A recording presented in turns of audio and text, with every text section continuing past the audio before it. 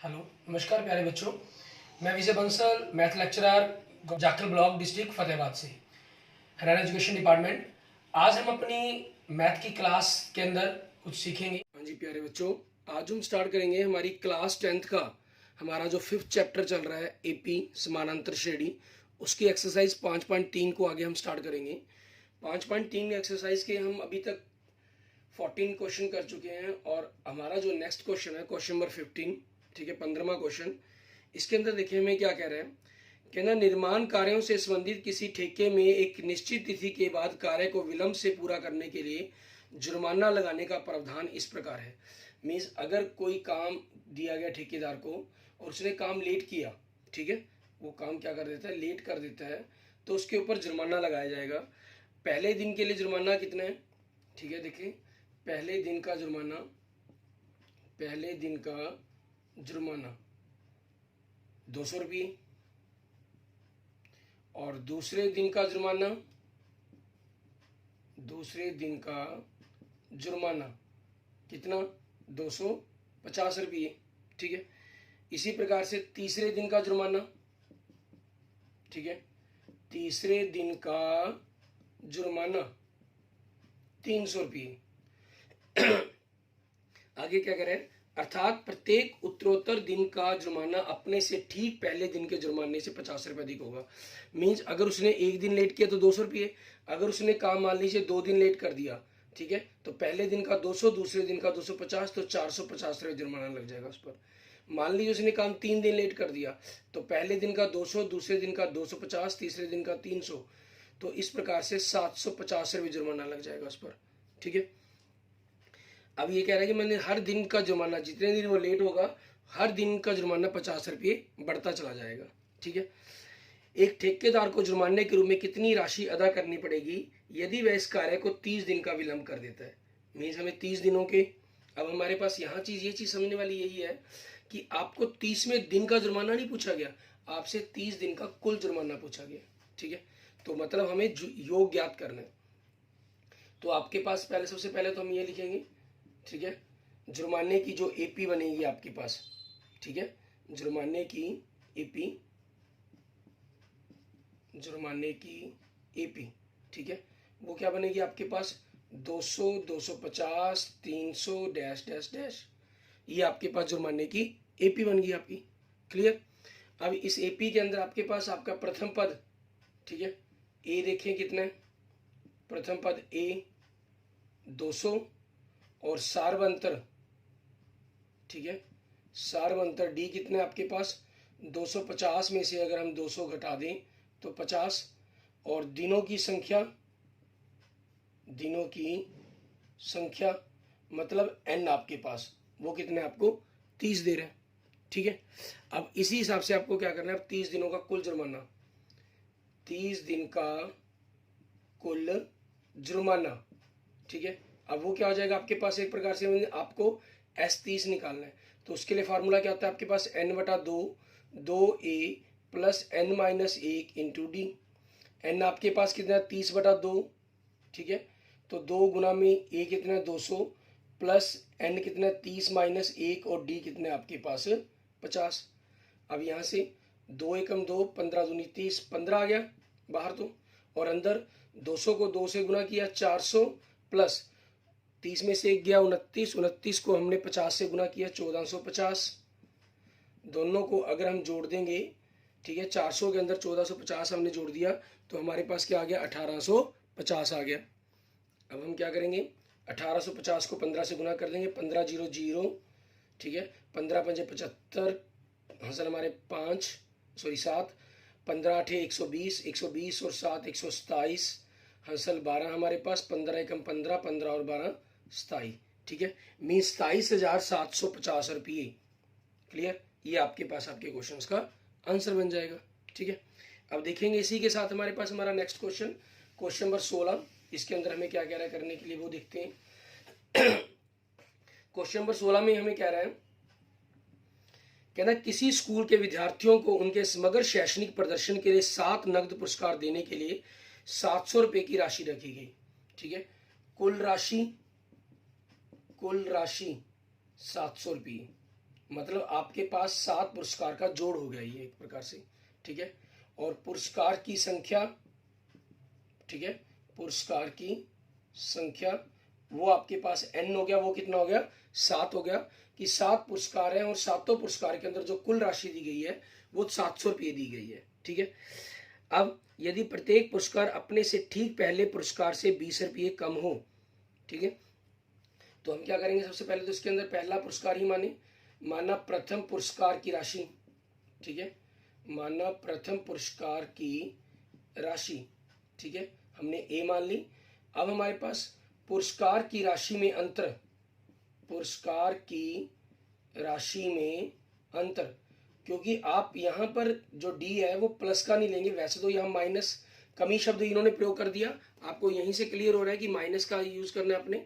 वैसे भी एक अंडरस्टूड है, जो फर्स्ट प्राइज है, सेकंड प्राइज है, थर्ड प्राइज है, मान लीजिए अगर ये 100 रुपये है तो अगर 20 कम है तो ये 20 कम होना चाहिए, 80 बनना चाहिए, कभी बढ़ नहीं सकता, मीन्स प्लस नहीं ले सकते, ये 60 होगा। और डी निकालने के लिए आपको क्लियर है, दूसरे में से आपको पहला पद माइनस करना होता है तो -20 आपके पास, ठीक है। और कमी शब्द का प्रयोग किया, उससे हमारे पास क्लियर ही हो रहा है कंसेप्ट कि जो आप डी लिखेंगे वो माइनस का ही प्रयोग करेंगे, क्लियर। अब उसी चीज के अनुसार आगे देखिए तो कहना प्रत्येक पुरस्कार का मान ज्ञात कीजिए। हमारे पास सब कुछ है, हमें ए का मान ज्ञात करना पड़ेगा। अब क्योंकि इसके अंदर देखिए आपके पास क्या दे रहा है, एस 7 बराबर में 7 पुरस्कारों का कुल योग कितने 700, तो फार्मूला 7/2, 2 मीन्स पहले फार्मूला लिख लेना चाहिए, n/2, 2a plus n-1 into D बराबर में 700। n कितने हमारे पास, ठीक है, 7 है तो 7/2 और 2a का मान ज्ञात करना है। n हमारे पास 6 है, 7 हो गया, सॉरी 7 - 1 6 बन जाएगा। d का मान कितना है -20 है, बराबर में 700। तो यहाँ से आगे देखेंगे 2a 20 को 6 से गुना किया, -120 बराबर में 700 गुना में ये 7/2 दूसरी तरफ जाके पलट जाएगा, 7 एकम 7, 7 को 700 से काटा, ठीक है, 100, तो कितना हो गया 200 हो गया हमारे पास। इट मीन्स 2a क्या बन जाएगा 200 प्लस ये -120 दूसरी तरफ जाके राइट साइड में जाके प्लस का हो जाएगा, मतलब 320 हो गया। तो यहाँ से a क्या बन जाएगा 320/2 160, ठीक है, ये आपके पास आ गया। मीन्स पुरस्कार की राशि, ठीक है, पुरस्कार की राशि की एपी लिख लीजिए, या पुरस्कार की राशि लिख लिया आपने अकेला, या एपी लिख लीजिए बराबर में जैसा शब्द करोगे। पहला पुरस्कार 160 रुपये का है, तो जो अगला पुरस्कार है वो क्या कहा इन्होंने 20 रुपये कम, मीन्स 140 का, फिर 20 कम 120, फिर 20 कम 100, फिर 20 कम 80, फिर 20 कम 60, कितने लिख लिए हमने 1 2 3 4 5 6, फिर आगे 20 कम 40, ठीक है। आप इन सभी का जोड़ करना चाहें तो जोड़ भी कर सकते हैं, ठीक है, जोड़ करके आप चेक कर सकते हैं कि आपके पास बनता है कि नहीं बनता। आप देखेंगे ये 100 हो गया, इन दोनों का जोड़ 200 बन जाएगा, ये 300 हो गया, 300 200 500 500 और एक 600 600 और एक 700, ठीक है, बिल्कुल सही बन रहा है आपके पास। ये एक प्रकार से हमने जनरली चेक कर दिया इसको, मतलब एक प्रकार से, ठीक है, ओके। अब इसके बाद देखेंगे हमारे पास हमारा नेक्स्ट क्वेश्चन, क्वेश्चन नंबर 17, ठीक है। इसके अंदर हमें क्या कह रहा है करने के लिए, कहना एक स्कूल के विद्यार्थियों ने वायु प्रदूषण कम करने के लिए स्कूल के अंदर और बाहर पेड़ लगाने के बारे में सोचा। यह निर्णय लिया गया कि प्रत्येक कक्षा का प्रत्येक अनुभाग अपनी कक्षा की संख्या के अनुसार पेड़ लगाएगा, ठीक है। उदाहरण दें कक्षा 1 का एक अनुभाग 1 पेड़ लगाएगा, ठीक है, कक्षा 2 का एक अनुभाग 2 पेड़ लगाएगा, और कक्षा 3 का एक अनुभाग में, अनुभाग मतलब सेक्शन, जो एक सेक्शन है वो 3 पेड़ लगाएगा, और इत्यादि, ऐसा कक्षा 12 तक के लिए चलता रहेगा। प्रत्येक कक्षा के 3 अनुभाग हैं, ठीक है। अब सबसे पहले तो हमें अनुभागों के बारे में ही मेन डिपेंड करता था हमारे पास, प्रत्येक कक्षा के अनुभाग की संख्या, ठीक है, कितनी 3 कह दी। अब पहली कक्षा कुल पेड़ लगाएगी, क्योंकि पहली कक्षा ने 1 पेड़ लगाना है, उसके एक सेक्शन ने, और टोटल 3 सेक्शन है तो 3 पेड़ लगेंगे, ठीक है। इसी प्रकार से दूसरी कक्षा कुल पेड़ लगाएगी, दूसरी कक्षा तो उसका एक सेक्शन 2 पेड़ लगाएगा और टोटल 3 सेक्शंस है तो टोटल कितने लग जाएंगे, 6 पेड़ लग जाएंगे। ठीक है, ऐसे ही तीसरी कक्षा कुल पेड़ लगाएगी 3 गुना में 3, मतलब तीसरी क्लास है, 3 पेड़ लगाने और 3 सेक्शन है तो 9 पेड़ लगेंगे। ऐसा चलता रहेगा 12वीं कक्षा तक।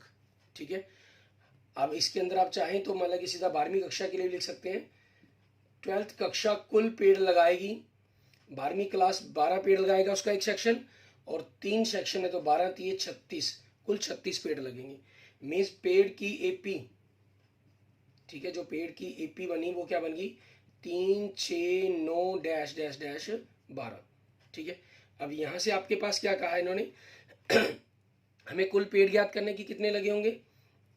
ए देखें कितना, प्रथम पद आपका 3 और डी देखें दूसरे में से हम पहला पद घटा देंगे 6 - 3 बराबर में 3 और आपके पास एन कितना है 12 और लास्ट टर्म कितनी है आपकी, सॉरी 36। ठीक है, ये 12 क्लास ही लिखी हमें, क्लियर। अब आपके पास आपको कुल पेड़ों की संख्या ज्ञात करनी है। ठीक है, कुल पेड़ों की संख्या मीन्स आपको जो 12 पद है उन सभी 12 पदों का योग ज्ञात करना है।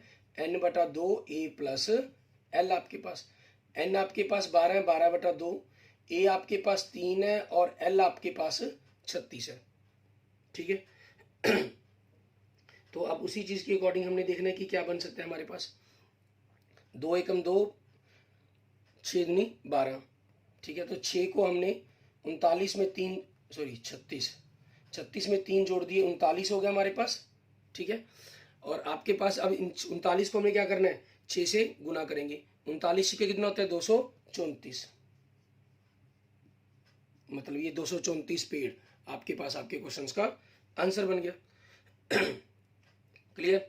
अब इसके बाद देखेंगे हमारे पास हमारा नेक्स्ट क्वेश्चन नंबर 18। इसके अंदर हमें क्या कह रहा है करने के लिए वो देखते हैं। क्वेश्चन नंबर 18 के अंदर आपके पास इसी टाइप का एक क्वेश्चन दिया गया। ठीक है इसमें हम अलग अलग आपको जो आज के लेक्चर्स के अंदर हम कर रहे हैं, ठीक है, एपी के योग के अलग अलग एप्लीकेशंस, ठीक है, क्वेश्चंस कर रहे हैं हम। इसमें कह रहा है केंद्र ए से प्रारंभ करते हुए बारी बारी से केंद्रों ए और बी को लेते हुए, जैसा आकृति में दिखा रखा है, मीन जैसे इन्होंने लिखा है ए और बी दो केंद्र ले लिए, ए से शुरू किया। ठीक है, ए से लेकर आपके पास इन्होंने कहा जो भी त्रिज्या ली, मान लीजिए वो बी तक की जा रही थी, इन्होंने आधा चक्कर लगाया। ठीक है, फिर बी को केंद्र ले लिया इन्होंने, फिर उसकी त्रिज्या बढ़ा दी, फिर पेड़ आधा लगा दिया चक्कर, फिर ए को केंद्र लिया। ठीक है, क्योंकि त्रिज्या फिर बढ़ गई, मीन्स पहले इतनी थी, इतनी से फिर आगे बढ़ गई त्रिज्या आधा। ठीक है, तो ये चीज इस प्रकार से आपका एक सर्पिल सा बन गया। ठीक है यही इसके अंदर आपके पास कह रहा है ये कहना ए और बी को लेते हुए त्रिज्या 0.5, 1 और 1.5, ठीक है, 2.0, इस प्रकार से उत्तरोत्तर अर्धवृत्तों को खींचकर एक सर्पिल बनाया गया, जैसा आकृति 5.4 में दर्शाया गया है। 13 क्रमागत अर्धवृत्तों से बने इस सर्पिल की कुल लंबाई क्या होगी, हमें वो बतानी है। ठीक है, अब इसमें देखिए सबसे पहले आपके पास अर्धवृत्तों की त्रिज्याएं, ठीक है, अर्धवृत्तों की त्रिज्याएं वो क्या दे रहा है, 0.5 दे रहा है सेंटीमीटर, 1 सेंटीमीटर लिख रहा है, 1.5 सेंटीमीटर लिख रहा है, ठीक है, 2 सेंटीमीटर लिख रहा है, डैश डैश डैश, ये होगी आपके पास। अब अर्धवृत्त के, ठीक है, अर्धवृत्त की परिधि का फॉर्मूला, परिधि क्या लीजिए, परिमाप क्या लीजिए, वृत्त का क्या होता है 2πr होता है, अर्धवृत्त मतलब 1/2 हो गया, 2 से 2 कट जाएगा तो आप एक प्रकार से πr भी लिख सकते हैं सीधा, पाई। ठीक है, r आपके पास हो जाएगा, अर्धवृत्त का सूत्र हो गया अर्धवृत्त की परिधि का आपके पास। अब अर्धवृत्तों की, ठीक है, अर्धवृत्तों की परिधि की एपी, अच्छा आप इसमें दशमलव सिस्टम को बचना चाहें तो आप चाहें तो इसमें 1/2, 1, 3/2, 2 डैश डैश डैश ये भी लिख सकते हैं। ठीक है ना, क्योंकि आधा आपके पास 1.2 बन गया, 1 हो गया, 1.5 आपके पास 3/2 बन गया, तो r यहाँ पर मान रखेंगे तो 1/2 पाई, ठीक है, 1 पाई, 3/2 पाई, 2 पाई डैश डैश डैश, ये आपके पास अर्धवृत्तों की एपी बन गई। ठीक है, अर्धवृत्तों की संख्या, अर्धवृत्तों की संख्या मीन्स एक प्रकार से n आपको कितने सर्पिल कहे हैं 13 तो आपका प्रथम पद a कितना बनेगा 1/2 पाई और d आपके पास दूसरे पद में से पहला पद घटाएंगे हम, ठीक है, मतलब 1 पाई में से आपने आधा पाई घटाया तो कितना रह जाएगा आधा पाई, ठीक है, ये आपके पास आपका d बन गया। अब हमें क्या करना है इन सभी 13 पदों का कुल योग ज्ञात करना है, 13 ज्ञात करना है। तो n/2 2a plus n-1 1 into D, n आपके पास कितना 13/2 हो गया, 2a कितना आपके पास 1/2 पाई हो गया, प्लस 13 माइनस 1 12 गुना में डी कितना आपके पास 1/2 पाई हो गया, ठीक है, 2 एकम 2, ठीक है, 2 छिके 12, 2 से 2 कट गया आपके पास, तो बचा के आगे 13/2 आपके पास गुना में 1 पाई और यहाँ से 6 पाई, तो कितना हो गया 7 पाई हो गया आपके पास, ठीक है, ये आ जाएगा। अब यहाँ से आप 13 इन्हीं की कैलकुलेशंस करके इन्हीं को आंसर लिखना चाहें तो वो लिख सकते हैं, ठीक है, और अगर आप आगे पाई का मान रखना चाहें क्योंकि इन्होंने खुद भी दिया हुआ है 22/7 आप मान रखकर कैलकुलेशन कर सकते हैं। 7 एकम 7, 7 एकम 7, 2 एकम 2, 11 दूनी 22, ये हो गया आपके पास। 13 को 11 से गुना किया 143 सेंटीमीटर, ठीक है, ये आपके पास आपके क्वेश्चन का आंसर बन जाएगा। मीन्स इस प्रकार से जो आप 13 अर्धवृत्त खींचेंगे उनकी जो टोटल लंबाई बनेगी वो आपके पास 143 सेंटीमीटर बन जाएगी, ठीक है, जो आपका ये सर्पिल होगा। क्लियर। एंड आगे देखते हैं हमारे पास नेक्स्ट क्वेश्चन, क्वेश्चन नंबर 19, ठीक है, इसके अंदर हमें क्या कह रहा है करने के लिए वो देखेंगे। कह रहा है 200 लट्ठों के ढेरी के रूप में इस प्रकार रखा गया है, सबसे नीचे वाली पंक्ति में 20 लट्ठे, उससे अगली पंक्ति में 19 लट्ठे, उससे अगली पंक्ति में 18 लट्ठे, ठीक है। देखिए जैसे आकृति 5 में दिखाया गया वे 200 लट्ठे कितनी पंक्तियों में रखे गए हैं तथा सबसे ऊपर पंक्ति में कितने लट्ठे हैं, ठीक है, आपको ये भी बताना है। अब इसमें देखें कुल लट्ठे, सबसे पहले तो मतलब आपको n पदों का योग दे रहा है ये 200, ठीक है, और आगे देखें लट्ठों की एपी, वो अगर हम लिखें पहले में 20, दूसरे में 19, तीसरे में 18 डैश डैश डैश इस प्रकार से चला, तो जो आपका प्रथम पद है, ठीक है, ए वो कितना हो गया 20 हो गया, और जो सार्वंतर है, ठीक है, डी वो 19 माइनस 20 बराबर में -1 हो गया। अब हमारे पास ए है डी है योग है, तो हम यहीं से पहले इसी फार्मूले का यूज कर सकते हैं, ठीक है, और तो हम कुछ कर नहीं सकते। अब क्योंकि एस एन बराबर में कितना है 200 है, और एस एन का फार्मूला क्या होता है n/2 2a plus n-1 into D बराबर में 200। आगे n का मान रख दें हम, n का मान तो हमें पता ही नहीं, n/2 हो जाएगा, 2a का मान कितना है 20 प्लस n का मान हमें पता नहीं, d का मान कितना है -1 बराबर में 200। तो आगे अंदर गुना करेंगे हम, n को अंदर गुना कर दिया 20 दूनी 40, 40n, ठीक है, -1 को n से गुना किया -n इंटू n-1, और 200 आपके पास जो नीचे था वो दूसरी तरफ जाके गुना में हो जाएगा, ठीक है। आप यहाँ भी गुना कर सकते थे लेकिन ये इससे तो कट जाता, यहाँ क्योंकि 2 की टेबल पर अक्षर नहीं था आपके पास d, तो वो फिर बटा में रहता, फिर अगले स्टेप में हमें गुना करना पड़ता, तो हम इसीलिए हमने इसी स्टेप में गुना कर दिया। अब आगे हमारे पास 40n माइनस अंदर गुना करेंगे तो n की घात 2 माइनस माइनस प्लस n, ठीक है, और 400 200 दूनी 400 आपके पास लेफ्ट साइड में आकर माइनस का हो जाएगा, तो यहाँ से -n की घात 2 40 प्लस 1 41n माइनस 400 बराबर में 0, और आपके पास प्रथम पद को हम, ठीक है, कभी भी नेगेटिव नहीं रखते, तो इसको पॉजिटिव करने के लिए सारी रकम के साइन बदल देंगे, निशान बदल दिए जाएंगे, ठीक है। अब गुना करके 400 आए और जोड़कर 41 आए, तो 25 और 16 बनेंगे, मीन्स n-25 n-16 बराबर में 0, तो यहाँ से n बराबर में 25 और 16, ठीक है, ये आपके पास ये आ गई। अब इसमें एक चीज़ ध्यान दें, अगर आप n 25 मान लेते हैं, 25 का मतलब क्या हुआ, पहली लाइन में 20 लट्ठे आ रहे हैं, ठीक है, फिर 19 है, फिर 18 है, तो 20वीं लाइन में आपके पास 1 लट्ठा होगा।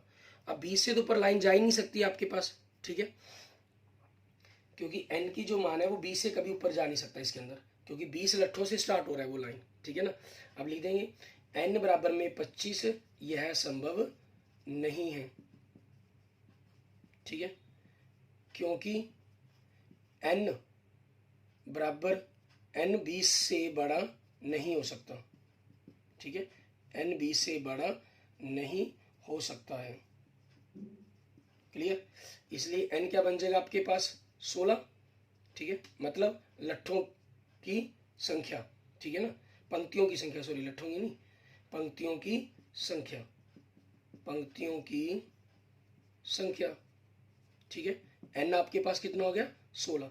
अब इन्होंने पूछा था कि इसके अंतिम पद में भी बताएं, ठीक है, अंतिम जो पंक्ति है उसके अंदर कितने लट्ठे आए होंगे, ठीक है, हमें वो बताना है। मीन्स हमें 16वां पद ज्ञात करना है। तो वो क्या हो जाएगा a प्लस 15d, a आपके पास कितना है 20 प्लस 15 गुना में माइनस 1 आपके पास, ठीक है। तो 20 माइनस 15 मतलब 5। तो 20वीं अंतिम पंक्ति के अंदर आपके पास, ठीक है, सबसे ऊपरली पंक्ति में, मीन्स सबसे ऊपरी पंक्ति में, सबसे ऊपरी पंक्ति में लट्ठे मतलब A16, वो कितना हो जाएगा 5, ठीक है। ये आपके क्वेश्चंस का आंसर बन जाएगा। क्लियर? एंड नेक्स्ट क्वेश्चन देखते हैं हम, हमारा इस एक्सरसाइज का हमारा लास्ट क्वेश्चन, ठीक है, क्वेश्चन नंबर 20। इसके अंदर हमें क्या कह रहा है करने के लिए इसके अंदर देखिए आपके पास थोड़ा सा अलग ही प्रकार की आकृति दी गई है, अलग प्रकार का क्वेश्चन दिया गया है, हमें थोड़ा सा अंडरस्टैंडिंग मैटर रहेगा इसके अंदर। कहना एक आलू दौड़ पोटैटो रेस है, उसके प्रारंभिक स्थान से एक बाल्टी रखी गई, ठीक है, मीन्स जैसे मान लीजिए ये स्टार्टिंग पॉइंट है रेस का, ठीक है, हम सबसे पहले इसको समझते हैं। यहाँ पर एक बकेट रखी गई, बाल्टी रखी गई, ठीक है, यहाँ से स्टार्ट करनी थी रेस, भागना था, ठीक है। उस वहां से क्या किया गया, जो आलू पहले से 5 मीटर की दूरी पर है, मीन्स यहाँ से 5 मीटर की दूरी पर एक आलू रखा गया, ठीक है, जैसे आपको दिखाई भी दे जा रहा है आकृति के अंदर, 5 मीटर की दूरी पर एक आलू रखा गया, और तथा अन्य आलूओं को एक सीधी रेखा में इसी प्रकार से 3-3 मीटर की दूरियों पर रखा गया, इसी प्रकार से 3-3 मीटर की दूरियों पर आलूओं को रखा गया, ठीक है। इन रेखा पर 10 आलू थे, ये टोटल जो आलू रखे गए वो 10 आलू थे, मीन्स n आपके पास एक प्रकार का 10 हो जाएगा। प्रत्येक प्रतियोगी बाल्टी से चलना प्रारंभ करता है, यहाँ से भागता है वो, ठीक है, और निकटतम आलू को, सबसे पहले जो आलू है मीन्स उसको उठाएगा, ठीक है, और उसे लेकर वापस फिर दौड़ता है, वापस आता है, क्लियर, और आकर बाल्टी में उसको डाल देता है, क्लियर, ठीक है। और फिर वो क्या करता है, फिर वापस भागता है वो दूसरा आलू उठाने के लिए, ठीक है, और वापस दूसरा उठाने वापस दौड़ती है और उसे उठाकर वापस बाल्टी में डालती है, ठीक है, फिर वहां से उठाकर वापस आलू बाल्टी के अंदर डाल देती है। वह ऐसा तब तक करती रहती है जब तक सभी आलू बाल्टी में न आ जाए, मीन्स 10 आलू पड़े थे, 10 के 10 आलू न आ जाए। अब देखिए पहला आलू उठाने के लिए उसको कितना भागना पड़ा, 5 मीटर वो गया, 5 मीटर वापस आया, तो 5 और 5 10 मीटर, मतलब दूसरे आलू के लिए 5 मीटर, तो पहले आलू था, दूसरा 3 पर और आगे बढ़ गया, तो 8 मीटर गया वो, 8 मिनट वापस आया, मीन्स 16 मीटर। ऐसे तीसरे के लिए 2 गुना में 5 प्लस 3 प्लस 3, क्योंकि 5 3 मीटर ये था, 3 मीटर ये था, ये सभी तो कवर करने हैं, ये भी कवर करना है, ठीक है ना, तो 2 गुना 11 मीन्स 22 मीटर उसको दौड़ना पड़ा, ठीक है। अब इस प्रकार से चलते चलते उसने टोटल अपनी रेस को पूरा किया। इस प्रतियोगिता को कुल कितनी दूरी दौड़नी पड़ी, मीन्स टोटल इन 10 आलू को उठाकर उसने कुल कितनी रेस तय की, हमें वो ज्ञात करना है, क्लियर। अब उसी चीज के अकॉर्डिंग देखते हैं हम हमारे पास इसमें हम लिखेंगे क्या, हमारे पास आपके पास पहले आलू को, ठीक है, पहले आलू को उठाकर वापिस बाल्टी में डालने तक तय दूरी 2 गुना में 5 मतलब 10 मीटर, क्लियर, ये हो जाएगी। उसके बाद दूसरे आलू को उठाकर वापिस बाल्टी में डालने तक तय दूरी, तो 2 गुना में 5 प्लस 3, ठीक है, 8 8 दूनी 16 मीटर। ऐसे ही तीसरे आलू को उठाकर वापिस बाल्टी में डालने तक तय दूरी, तो 2 गुना में 5 प्लस 3 प्लस 3, 3 और 3 6, 6 और 5 11, 11 दूनी 22 मीटर, ठीक है। मीन्स एपी क्या बन गई आपके एक प्रकार से 10 16 22 डैश डैश डैश, तो ए कितना बन गया आपका 10 और डी कितना बन गया 16 माइनस 10 बराबर में 6, और एन कितना कहा इन्होंने 10 आलू, ठीक है, 10 आलू रखे गए थे रेस के अंदर, तो ये हो जाएगा। अब 10 पदों का योग ज्ञात करने के लिए n बटा 2 2a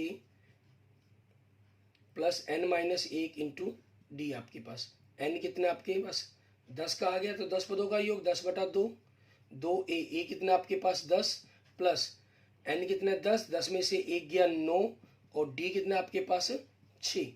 ठीक है, अब यहाँ से आप देखेंगे अगर इनको कैलकुलेशंस को हम देखते हैं, 2 एकम 2 आपके पास, 2 पंजे 10, ठीक है, 5 हो गया गुना में, इधर ब्रैकेट के अंदर जो पहले गुना करेंगे 10 दूनी 20, 9 छः 54, ठीक है, तो 5 गुना में 54 और 20 74 हो जाएगा आपके पास। ठीक है, 74 को अगर हम 5 से गुना कर देंगे 370 आ गया। ठीक है, अर्थात मतलब कुल तय दूरी, ठीक है, कुल तय दूरी आपके पास मीन्स एस 10 पदों का योग आपके पास क्या होगा 370 metre. Clear? Okay, thank you friends, thank you students. अगर आपको ये वीडियो अच्छी लगी है तो इसको लाइक करें, अपने दोस्तों मित्रों के साथ इसको जरूर शेयर करें, और अन्य किसी भी प्रकार की प्रॉब्लम के लिए आप मुझे मैसेज कर सकते हैं, कमेंट कर सकते हैं। और अगर आपने अभी तक मेरा यूट्यूब चैनल विजय जाखड़ बंसल मैथ को नहीं सब्सक्राइब किया है तो please subscribe my YouTube channel. ठीक है, okay, thank you friends, thank you students.